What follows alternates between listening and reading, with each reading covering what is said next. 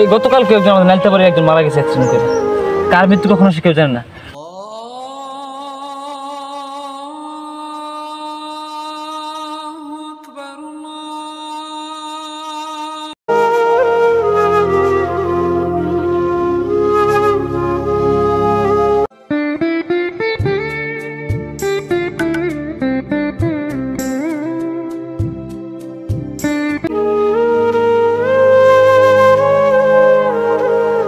কামলা দিছি সব ঠিক করি আজকে নিয়ম যাইব কিনা। আসসালামু আলাইকুম ছোট ভাই। ওয়ালাইকুম আসসালাম। ভালো আছো?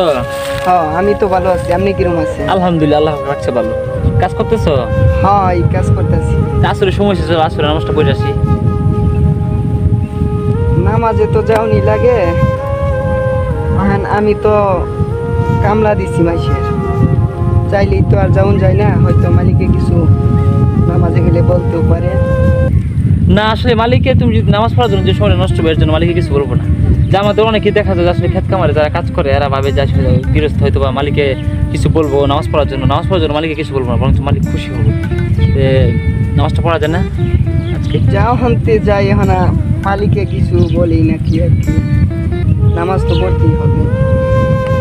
তাহলে নামাজ মিস করো না, কালকে থেকে নামাজটা পড়ো। হ্যাঁ, 5 ওয়াক্ত নামাজ পড়ো। হ্যাঁ, কালকে থেকে যাবো ইনশাআল্লাহ। আচ্ছা ঠিক আছে। আসসালামু আলাইকুম। ওয়ালাইকুম আসসালাম।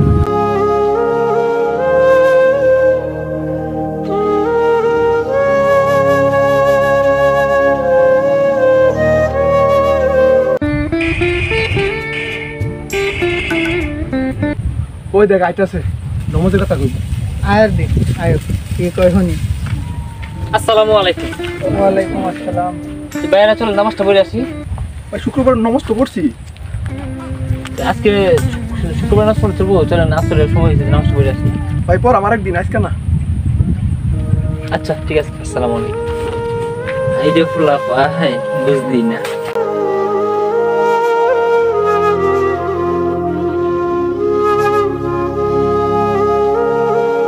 আমার যদি টেহা থাকতো তাহলে হজ করে আয়া আল্লাহর নামে ইবাদত বন্দেগী শুরু করে দিতাম।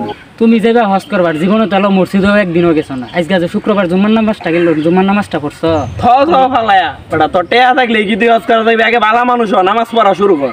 নামাজ পড়া তো শুরু করুনই লাগবো, মনে করলি যে নামাজ কালাম পড়, ভালো পরে হজ করার দা। বেটা তুই যে কিপটা তুই যাইবি হজ করবার লাগে, হুদাই আউল ফাউল কথা কইতে লাগে। এই যে তোর এই মনে করলি যে ভালো এবার দিতি না, বুঝছস? কষ্ট করে এই তো মনে করলি যে আল্লাহর নামে সবকিছু শুরু ভালো করা মানুষ লাগবে। লাগে। তোরাও তো নামাজ পড়ছ না বেটা। হ্যাঁ আমরা আসসালামু আলাইকুম। ওয়ালাইকুম ওয়ালাইকুম আসসালাম। আসসালাম। আলহামদুলিল্লাহ ভালো আছো? আল্লাহ রাখতে ভাই ভাই। ভাই আসর নামাজ তো সময় আছে, যাই সবাই মিলে নামাজটা পড়ে আসর নামাজটা পড়ে গিয়া মসজিদে যায়। যাও ভাই যাও, হজ করে আই আগে, হজ করে আয়া পরে একবারে নামাজ শুরু ভাই করা। যেসব মালা হজ করবার সময় হজের সময় হজ করবা, এখন কি ভাই হজের লাগি নামাজ পড়ন যেত না? আগে নামাজটা পড়ে লাইন হজে আর 1 বছর আছে, আগে 1 বছর যাক। না, না, নিয়ত আনে নিয়ত করছেন ঠিক আছে, নিয়ত আনে ঠিক কি তো আছে, কইছি, নিয়ত নামাজ তো করছেন, পড়ুনি লাগে, নামাজটা যাও পড়ে পড়ে গিয়া হজের সময় 1 বছর পরে হজাইবো। ভাই যাউন তো লাগে, আমার তো আজকে শরীরটা পাক নাই ভাই।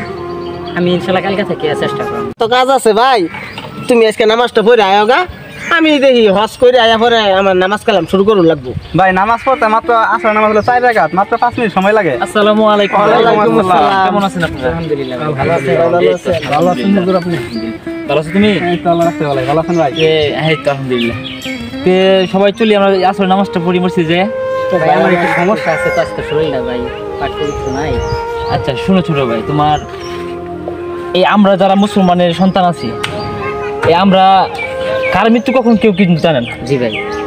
এই তোমার মতো আমার মতো অনেক যুবক কিন্তু দেখা যায় রোড অ্যাক্সিডেন্টে, সড়ক দুর্ঘটনায়, মোটরসাইকেল অ্যাক্সিডেন্ট কিন্তু অনেকে মারা যেতেছে। জি। এই গতকালকে একজন আমাদের নালতাবাড়ি একজন মারা গেছে অ্যাক্সিডেন্ট করে। কার মৃত্যু কখনো সে কেউ জানে না। আমাদের শরীরটা যদি পাক রাখি আমরা সবসময়, তো তখন যদি আমার মৃত্যু হয় একটু আশা করা যায় শরীরটা পাক রাখে আমাদের মৃত্যু হয়েছে।